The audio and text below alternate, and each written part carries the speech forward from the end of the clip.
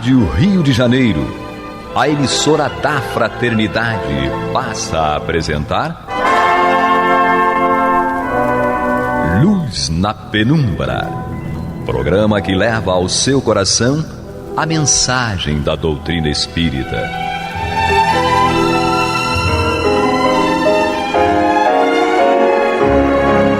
E com vocês, Henrique Parente, para o estudo de obras póstumas.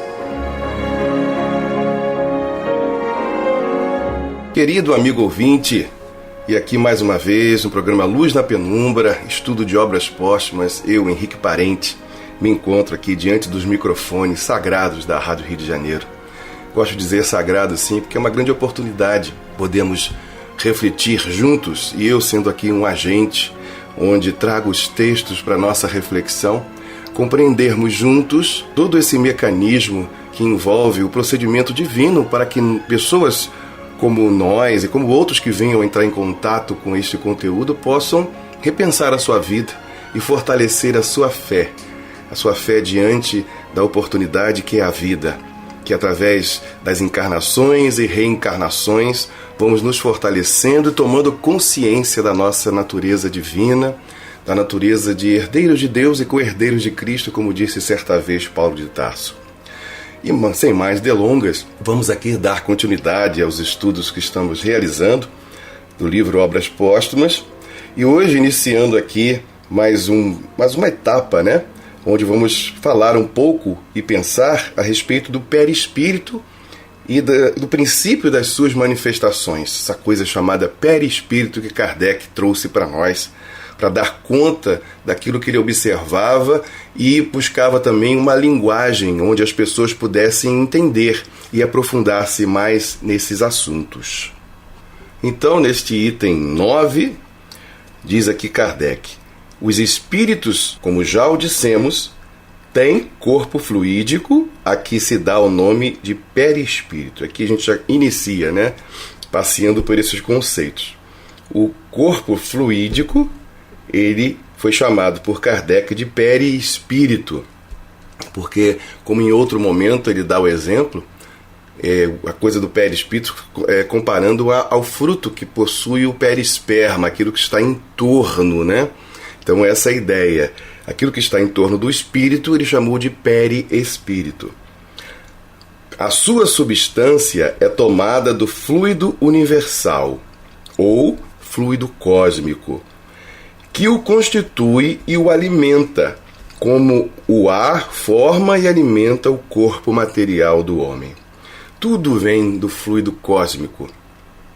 Como disse certa vez no programa passado, né, e baseado numa excelente aula do professor José Herculano Pires, quando ele fazia uma referência, né, daqueles princípios fundamentais do universo, né, os três fundamentais: o elemento espiritual e o elemento material e, acima de tudo, né, Deus, que não é um elemento, mas essa trindade universal, como os espíritas costumam chamar. Então, do elemento material e do elemento espiritual, na sua aproximação, nasce o fluido cósmico ou fluido universal. E é desse fluido que todas as coisas de ordem material passam a existir. Tudo é feito de fluido cósmico. Toda a matéria que a gente conhece, no sentido grosseiro da palavra, né, pele, cabelo, pedra, tudo que existe são variações moleculares, se podemos assim nos expressar, desse fluido cósmico. E assim também, claro, o perispírito, como Kardec está explicando para nós aqui. Então vamos continuar. O perispírito é mais ou menos etéreo, segundo os mundos e o grau de adiantamento dos espíritos. A gente vai percebendo que há variação, né, na sua densidade. Nos mundos e nos espíritos inferiores, a sua natureza é mais grosseira e se aproxima mais da matéria bruta. Então aí, quanto menos evoluído é o mundo, mais denso é esse perispírito, como ele diz aqui, que vai se aproximando da matéria bruta como a gente conhece. Durante a encarnação, o espírito conserva o seu perispírito. O corpo não lhe é senão o segundo invólucro, mais grosseiro, mais resistente, apropriado às funções que lhe incumbem e do qual o despoja da morte. O perispírito é o intermediário do espírito e do corpo. É o órgão transmissor de todas as sensações. Quando elas vêm do exterior, o corpo recebe a impressão, o perispírito transmite-a e o espírito, sensível e inteligente, recebe-a. Quando o ato é da iniciativa do espírito, pode-se dizer que este o quer, o perispírito o transmite e o corpo o executa. E aqui, querido amigo ouvinte, a gente percebe, né, o perispírito como um agente transmissor, como Kardec diz aqui, ou seja, é um canal de comunicação entre o espírito e o corpo físico. Então a gente pensa assim nesses três elementos.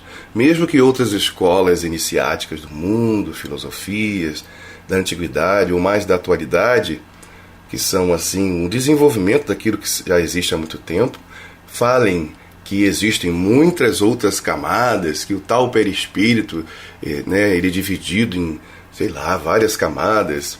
Então, o corpo isso, o corpo aquilo, o corpo astral, o corpo... A gente respeita isso. Kardec, ele como educador, ele queria que as pessoas compreendessem toda a mecânica, a dinâmica do que existe e como funciona. E para facilitar, ele constrói exatamente a essência disso aí. Então, a gente aqui não vai discutir, né, a existência ou não existência dessas camadas, porque elas tornariam talvez muito mais difíceis a gente compreender as circunstâncias. E mesmo assim, nem sempre há certeza absoluta de que elas existem. Então, como a gente não tem coisas, ou como um instrumento de como confirmar certas coisas, a gente deixa de lado, aguardando o futuro. E ficamos com o principal. A importância é a gente entender a existência de tal ou a não existência de tal coisa. Então a gente vai trabalhar com Kardec, porque ele é o professor de todo esse processo. Como dizem alguns dos cientistas, como Charles Richer, ele é o iniciador da ciência espírita, ou seja, da ciência espiritual, da construção de uma ciência onde a gente podia, trabalhando de forma adequada, investigar o elemento espiritual, coisa que antes de Kardec não era possível. As afirmações de muitas e muitas escolas existiam, mas eram afirmações que circulavam em torno da crença pessoal, da adesão do adepto àquele grupo, e você toma aquilo como uma verdade. A gente nunca deve perder, né, de vista que Allan Kardec era um cientista. Então ele tornava possível as coisas, ou compreensão das coisas, e construía uma metodologia adequada a esse tipo de investigação. Então nunca ou melhor dizendo, é sempre bom lembrar o que Kardec fazia, o trabalho que ele realizava no mundo. Ele não era um pedagogo apenas em relação, né, a ser professor de uma escola, mas ele era vinculado às academias de ciência, então ele construía uma metodologia viável, que pudesse ter uma função, ou seja, fosse funcional mesmo, para que aquilo desse resultado. Daí ele dizer certa vez que ele não realizava, ou não fazia, né, a filosofia especulativa, e sim uma filosofia experimental. Mas vamos dar aqui, né, após essa digressão, continuidade aqui ao texto para a gente refletir bem a respeito disso aí. Então, voltando aqui à ideia central, né, o perispírito é um agente transmissor, ou seja, um canal de comunicação entre uma situação e outra situação. No caso do espírito para o corpo e do corpo para o espírito. E temos aqui uma nota do revisor, que é o Herculano Pires, que diz o seguinte: atenção para esta mecânica das sensações, que representa verdadeira revolução nos conceitos psicológicos e constitui um dos princípios básicos da psicologia espírita. É o que o Herculano chama a nossa atenção, porque a gente realmente pare um instante e reflita sobre esse texto, sobre essas afirmações em relação do canal de comunicação entre o corpo físico e o espírito. E mais adiante a gente vai ver na continuidade do texto que é incrível, né, esse conteúdo que Kardec traz para nós. Então, no item 11, diz Kardec, o perispírito não é encerrado no corpo, ou seja, fechado dentro dele, como em uma caixa. É expansível por sua natureza fluídica, irradia-se e forma em torno do corpo uma espécie de atmosfera que o pensamento e a força de vontade podem ampliar mais ou menos. E aqui a gente faz mais uma paradinha, né, para tentar visualizar tal coisa. É um exercício que a gente deve fazer. Então, a gente percebe que o perispírito ele está ligado a todas as células do nosso corpo, no sentido físico, né, uma relação, né, de contato com o corpo físico. Mas ele não está preso dentro deste corpo, onde a gente olha assim a nossa superfície e vê a pele. Então, o perispírito, por ser fluídico, ele é expansível. Ele vai irradiar-se além desse corpo físico. Então, em torno de nós existe, né, ou pode existir de maneira que a gente pode ampliar mais ou menos esse perispírito. Há quem diga que as pessoas, quando param um instante para orar, eles expandem um campo, eles chamam até de campo de energia, né? Mas energia, no conceito humano, é matéria. Então, ele expande esse perispírito, que na verdade é ele que vai expandir-se, e dependendo, né, da elevação desse espírito, isso irradia longe, né? E também a gente vai perceber, não é difícil a gente compreender, que a gente pode estar em contato uns com os outros, como o próprio texto já vai dizer já, né? Estou adiantando aqui, o corpo perispiritual, esse perispírito que irradia além do corpo, a gente vai trocar com outras pessoas. Então a gente pode trocar informações, mesmo sem estar tocando do corpo do outro.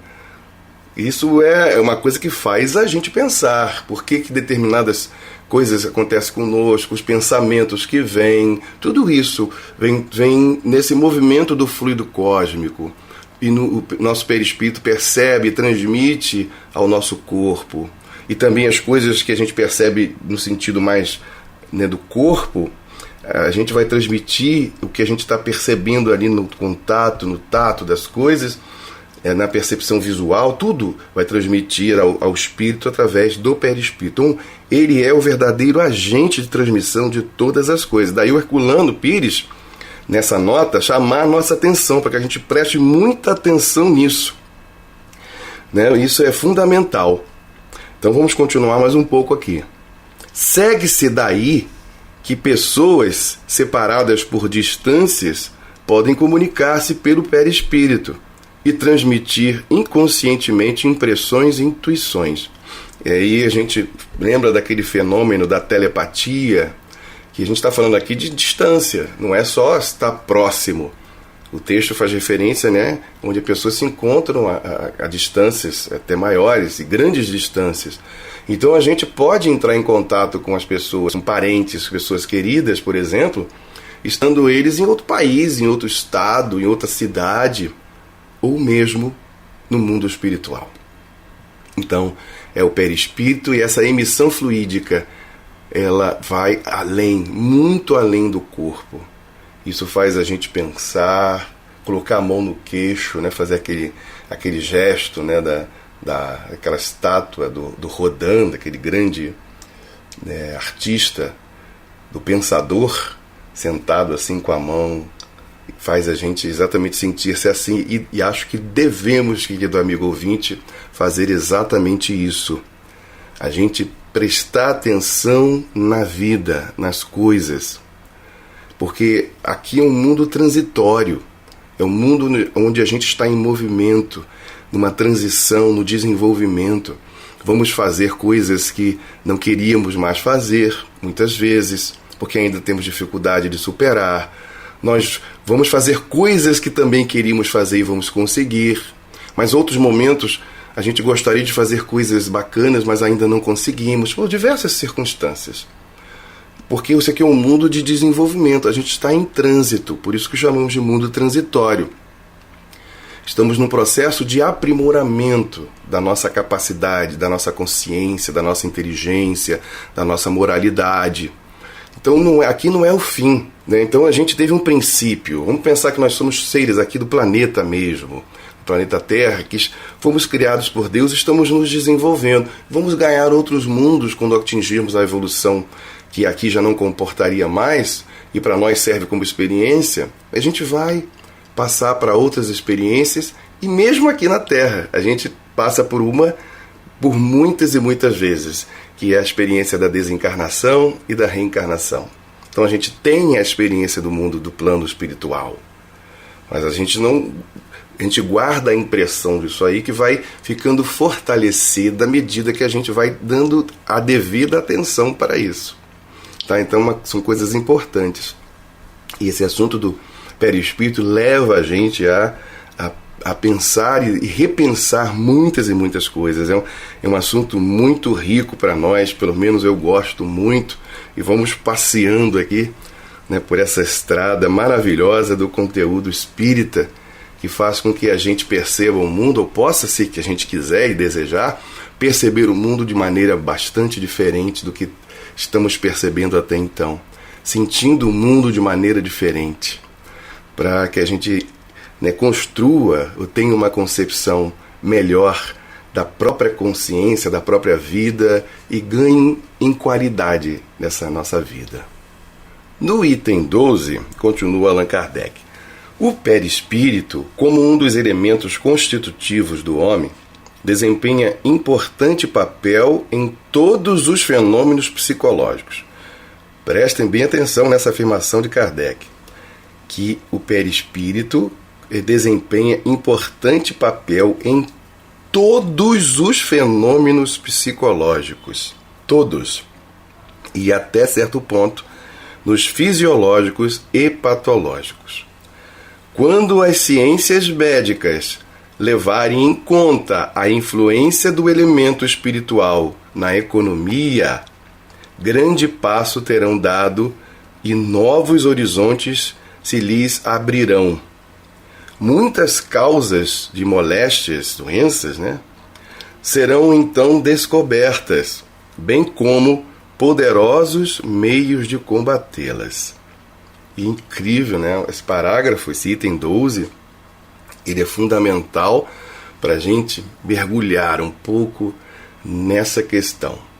E quando os homens, quando as ciências médicas principalmente levarem em conta a existência do elemento espiritual, ou seja, da vida espiritual, não aquela vida espiritual onde a gente vai tentar imaginar coisas incríveis, não, é da existência da vida espiritual, da continuidade da consciência, de tudo isso que envolve esse plano espiritual e da influência que isso exerce em nós.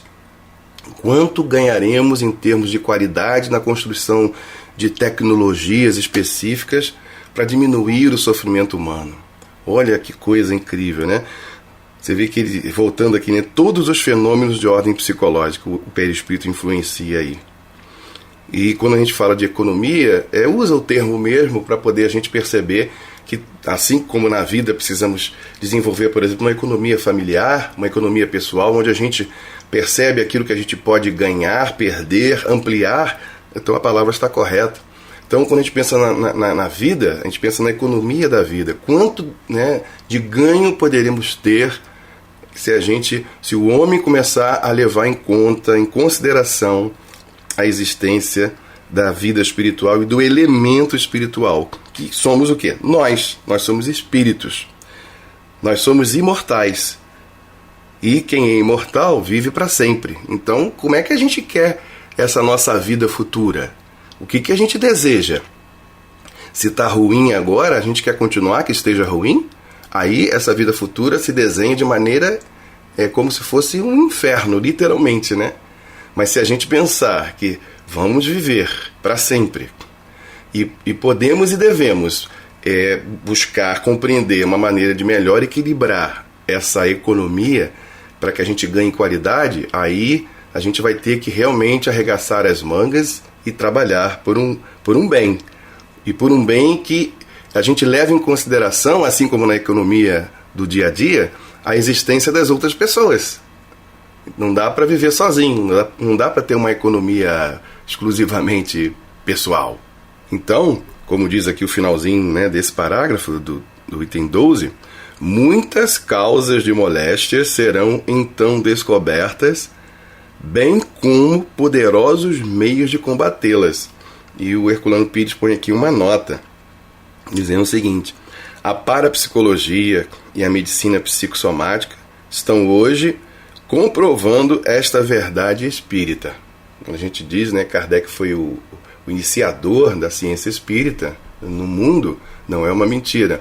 Pós-Kardec vieram, né, pela necessidade da observação mesmo de pessoas interessadas e envolvidas com a ciência, da construção de escolas como a parapsicologia, e antes dela, né, a metapsíquica de Charles Richer, que foi prêmio Nobel de Fisiologia e reitor da Universidade de Paris.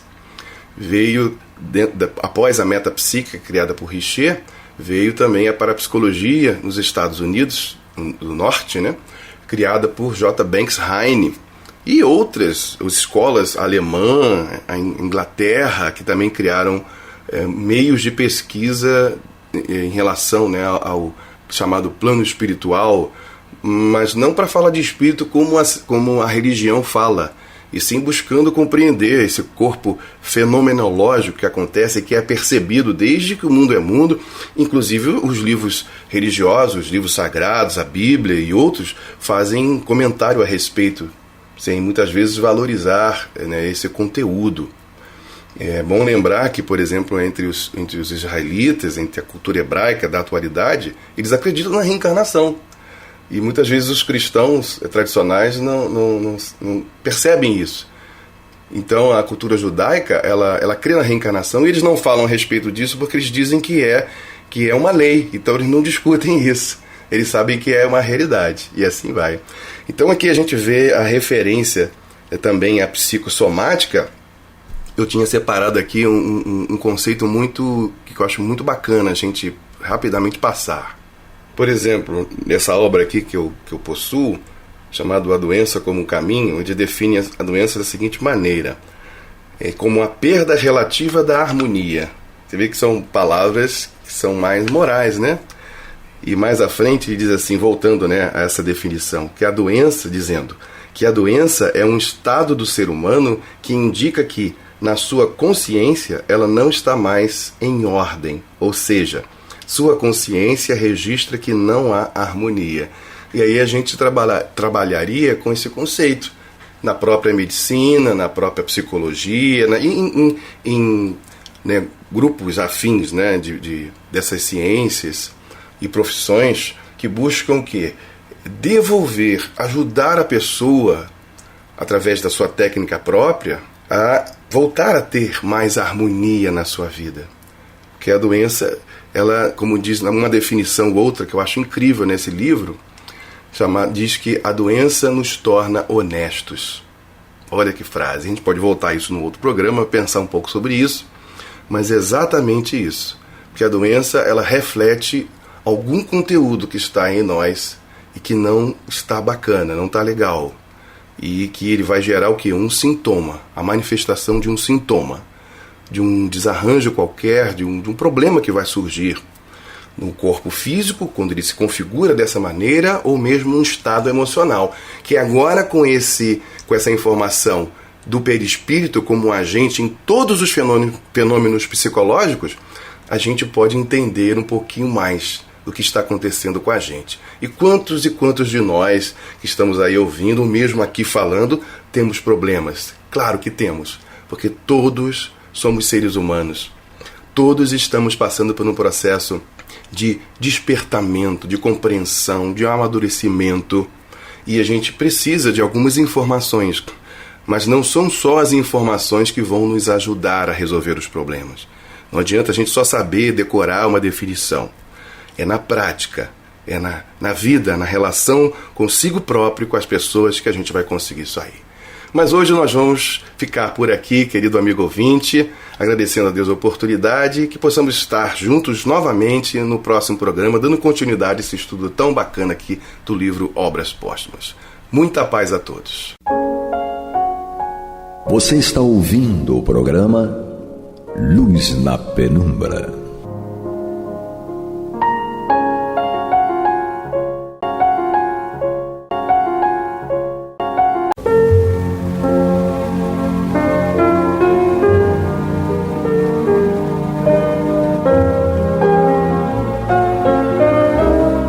A Rádio Rio de Janeiro está levando ao seu lar e ao seu coração a mensagem consoladora da doutrina espírita, através do programa Luz na Penumbra.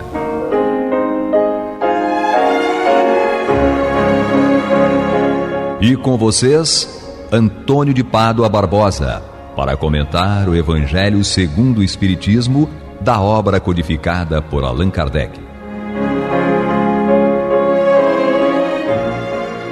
Olá, meus amigos, muito boa noite. Estamos aqui mais uma vez, continuando o programa Luz na Penumbra, no qual nós estudamos o Evangelho segundo o Espiritismo de Allan Kardec. Estamos aqui já terminando o seu capítulo 24, Não ponhais a candeia debaixo do alqueire, que trata do conhecimento de forma geral. E nestes itens que vamos estudar hoje aqui, cujo título, do item 13 ao item 16, o título é Coragem da Fé. Eu acho muito interessante isso, porque às vezes a gente se confunde para entender o que Jesus quis dizer com isso. Mas depois das explicações aqui de Allan Kardec, nós temos certeza que tudo fica mais claro para nós. Vamos ver primeiramente aqui os trechos do Evangelho que Kardec selecionou para o nosso estudo. O primeiro está em Mateus, ainda no capítulo 10, como estudamos aqui no programa anterior, versículos 32 e 33, e o outro está em Lucas 9, versículo 26. O primeiro diz o seguinte, Jesus falando: aquele que me confessar e me reconhecer diante dos homens, eu também o reconhecerei e confessarei diante de meu Pai que está nos céus. E aquele que me renegar diante dos homens, também eu o renegarei diante de meu Pai que está nos céus. Isso é um alerta importante. Em Lucas está assim: se alguém se envergonhar de mim e das minhas palavras, filho do homem, ou seja, ele, também se envergonhará dele, quando vier na sua glória e na de seu Pai e dos santos anjos. Então, o que Jesus está querendo dizer com isso? Vamos ver aqui o que Allan Kardec nos traz.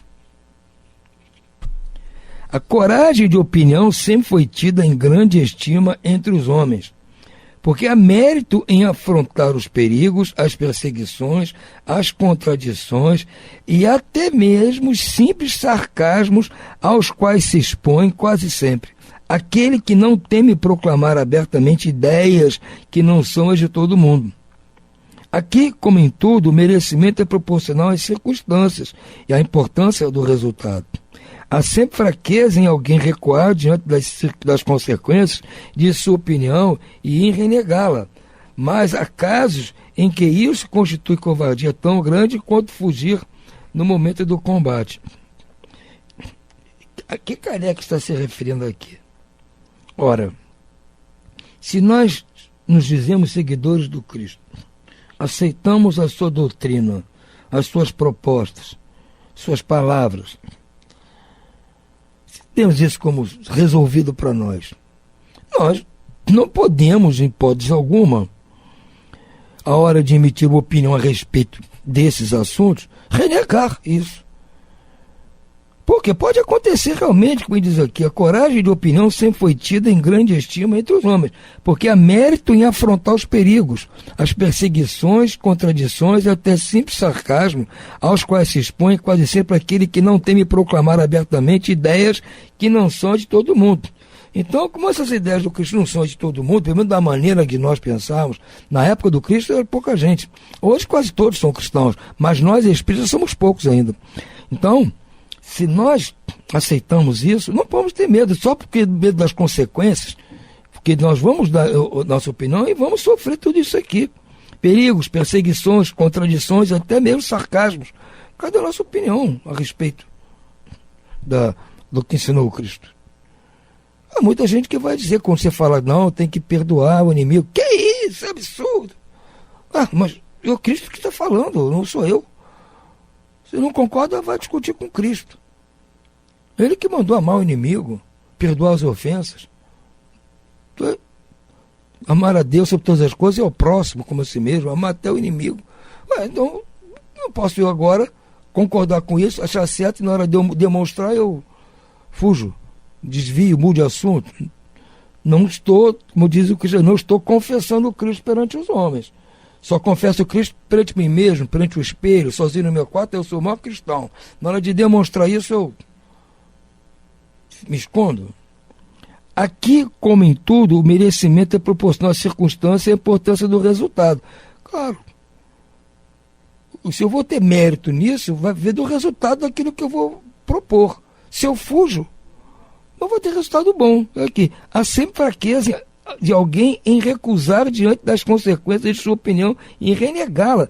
Então, com medo da repercussão da minha opinião, eu escondo até renego. Poxa, então eu não estou confessando o Cristo. Confessar o Cristo é confessar a sua doutrina. Eu vou mais. Eu digo que não é só em palavras, é em atos.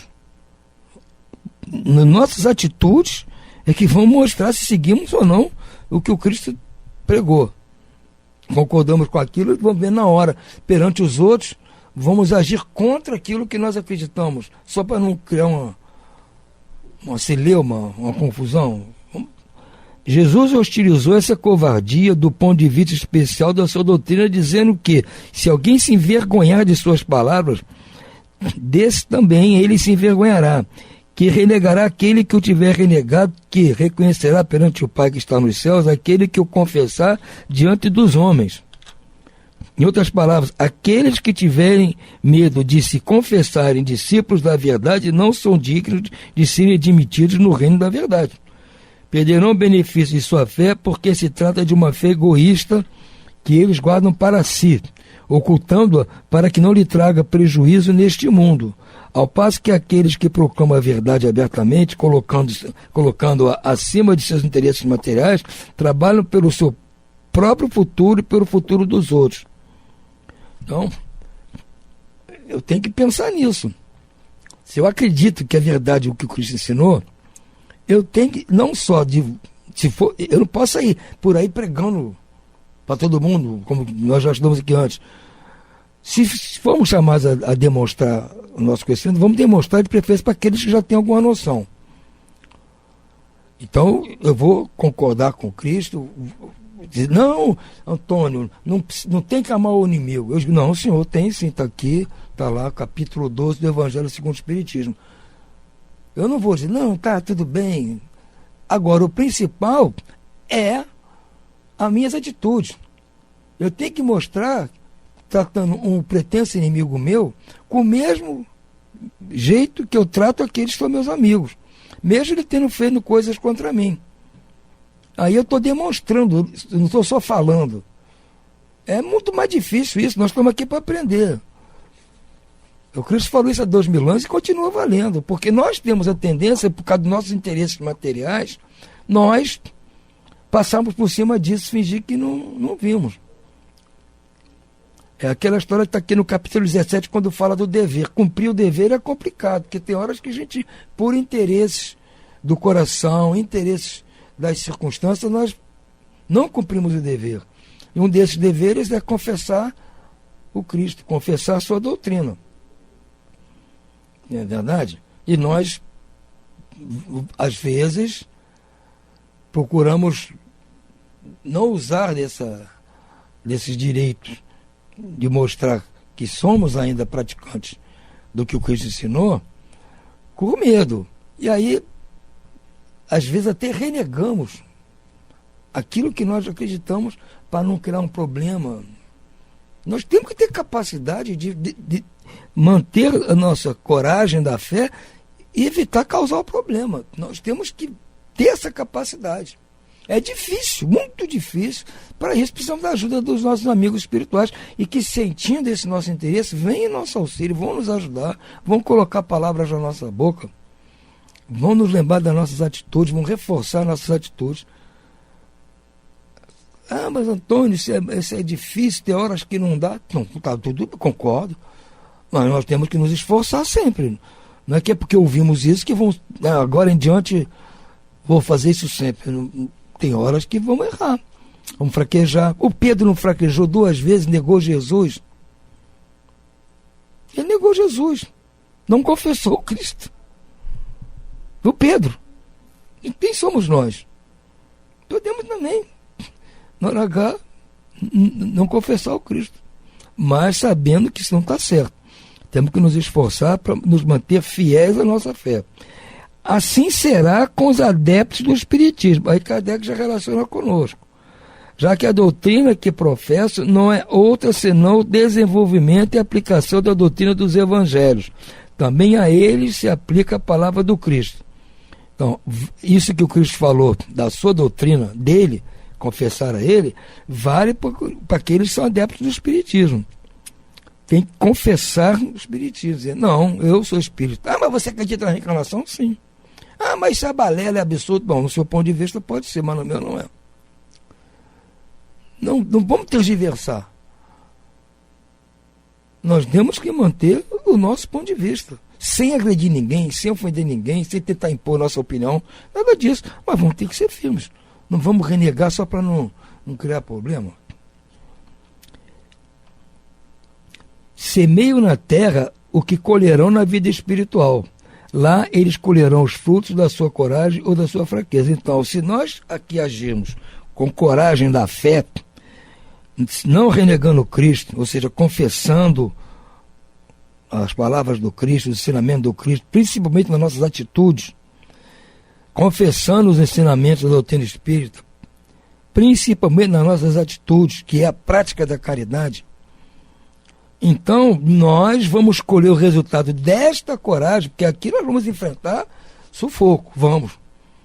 Mas vamos colher o resultado disso lá na frente, lá na vida espiritual. Lá nós vamos colher o resultado dessa coragem. Pode ser que aqui não colhamos. Podemos chegar ao último dia da nossa vida ainda apanhando por causa disso. Mas vamos lembrar como os cristãos primeiros que passaram.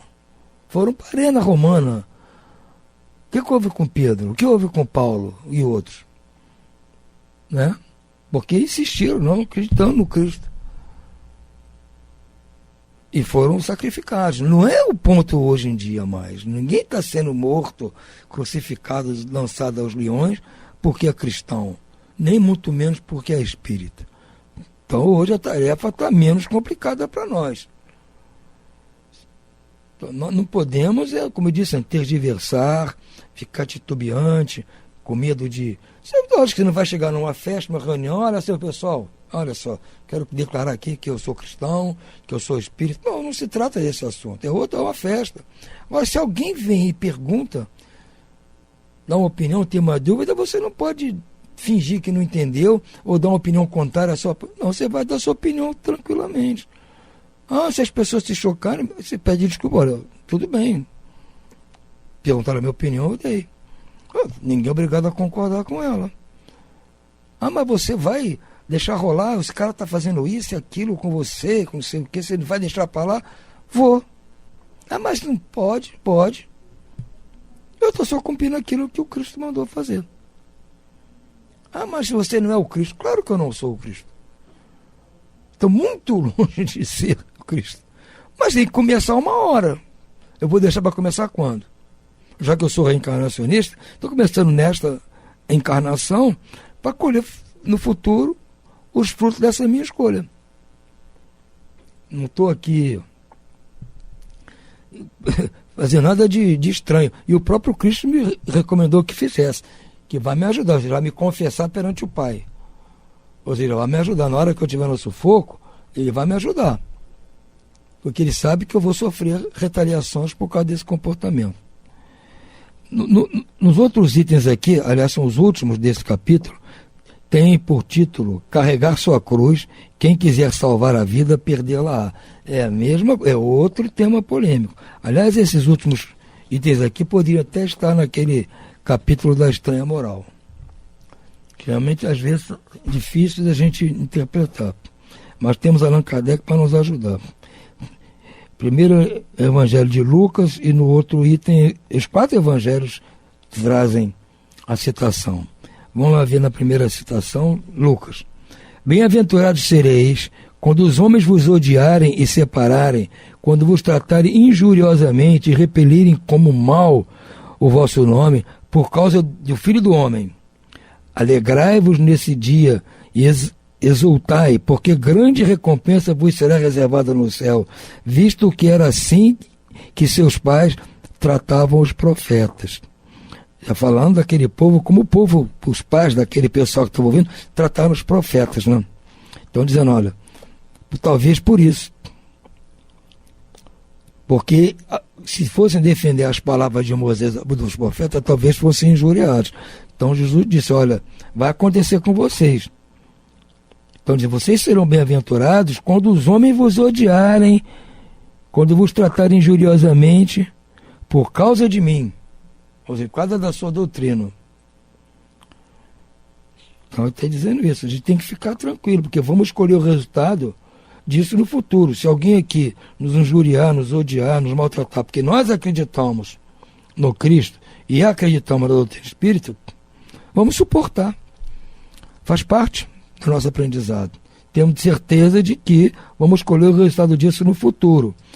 A outra passagem diz assim: chamando o povo e os discípulos para perto de si, disse-lhes: se alguém quiser vir após mim, quer dizer, se alguém quiser segui-lo, renuncie a si mesmo, carregue a sua cruz e siga-me, pois aquele que quiser salvar a sua vida, perdê-la-á, e aquele que se perder por amor de mim e do Evangelho se salvará. Com efeito, de que serviria a um homem ganhar o mundo todo e perder-se a si mesmo. Então Jesus está dizendo que aquele que decidir seguir o Cristo, ou seja, seguir a sua doutrina, confessá-lo, vai sofrer. E nós estamos sempre entre seguir o que o Cristo nos disse para fazer ou dar atenção às coisas materiais. Aquele homem rico foi assim, aquele que queria enterrar o pai foi assim. É o nosso dilema, faz parte ainda. Nós estamos aqui envolvidos nas coisas materiais, com as pessoas, com as coisas, com tudo. Então temos dificuldade de largar essas coisas e atender o chamado do Cristo. Mas isso também não pode ser ao pé da letra. Nós temos que buscar o equilíbrio dentro das coisas, porque nós temos que atender muitas coisas do mundo ainda e atender as coisas do reino de Deus. E temos que buscar o equilíbrio. Diz aqui Kardec: alegrai-vos de Jesus quando os homens vos odiarem e perseguirem por minha causa, visto que sereis recompensados no céu. Essas palavras podem ser traduzidas assim: felizes sereis quando os homens, pela má vontade com que tiverem agido convosco, vos propiciem ocasião de provar a sinceridade da vossa fé, porque o mal que vos façam redundará em vosso proveito. Lamentai-lhes a cegueira e não os amaldiçoeis. Isso aí. Eles são cegos. Não vamos brigar com eles, nem ofendê-los, nem amaldiçoá-los, nada disso. Vamos tocar a nossa vida. Depois acrescenta Jesus: aquele que quiser seguir-me, carrega a sua cruz, que todos nós temos a nossa cruz para carregar. Vamos seguir o Cristo para pegar minha cruz, meus problemas, minhas provas, minhas expiações, minhas ingresias, minhas encrencas, botar nas costas e carregar.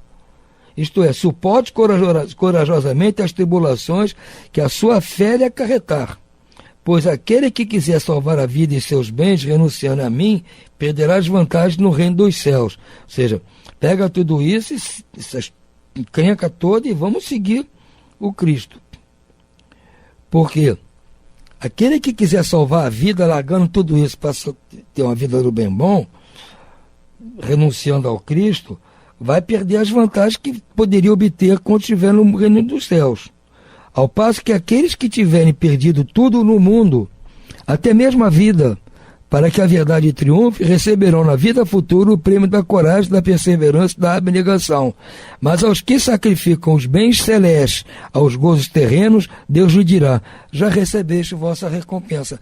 É o que acontece com muita gente que busca as benesses materiais, reza, pede a Deus, faz promessa, isso, aquilo, oferece isso, aquilo, para obter benesses materiais aqui na vida. Tudo bem, consegue. Mas depois, quando chegar na espiritualidade e estiver lá sem nada e reclamar, você pediu, nós demos uma vida material super confortável para você. Você não pediu isso? Nós demos. Agora, aqui é diferente. Você não fez nada para que a vida... Você não pediu conforto aqui. Se tivesse pedido conforto aqui, a gente ia proporcionar o conforto a você aqui. Você pediu conforto lá, na vida material. Então, estamos resolvidos. Por isso que eu digo, nós não podemos abdicar da vida material de uma hora para outra. Precisamos dela. Há pessoas que dependem de nós. Outras pessoas, às vezes crianças, filhos pequenos, netos, esposas, maridos, sogros, sogras, mãe, pai, dependem de nós.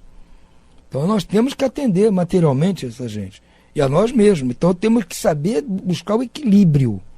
Não é ainda a hora de largar tudo e ir lá para o monte, ficar orando o tempo todo, que nem um eremita, achando que resolveu. Não é assim também. Os compromissos daqui fazem parte da cruz.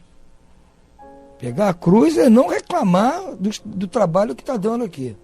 Pega a cruz e tem a fé no Cristo e vamos conseguir. Não, larga tudo e vou que vou. Não vai conseguir. Tratar só de mim, não dá. Nós temos que buscar o equilíbrio das coisas e com certeza vamos receber a recompensa. Pode não ser nessa passagem futura pelo reino da espiritualidade, assim, em outra encarnação, mais tarde, em outra. Não importa. Vai chegar um momento em que vamos colher os frutos desse trabalho, que estamos começando agora. Estamos plantando agora.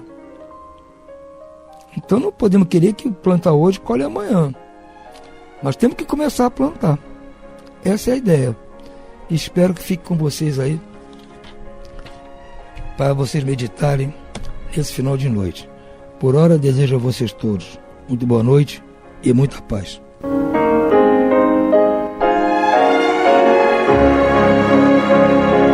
E vamos ouvir agora a prece de encerramento de nosso programa, na voz de Geraldo de Aquino. Jesus, dá-nos coragem para a luta, piedade para os insultos e misericórdia para as injustiças e ingratidões. Limpa nossa alma de inveja e ambições mesquinhas, de ódio e de vingança o nosso caminho. E que dentro em pouco, ao recolher-nos de novo ao calor do nosso leito, para que o sono nos dê a paz e o esquecimento das tristezas humanas, possamos sentir, Senhor, no mais íntimo de nosso ser, a doçura indefinível do Teu amor e a grandeza incomparável da Tua divina presença. Que assim seja.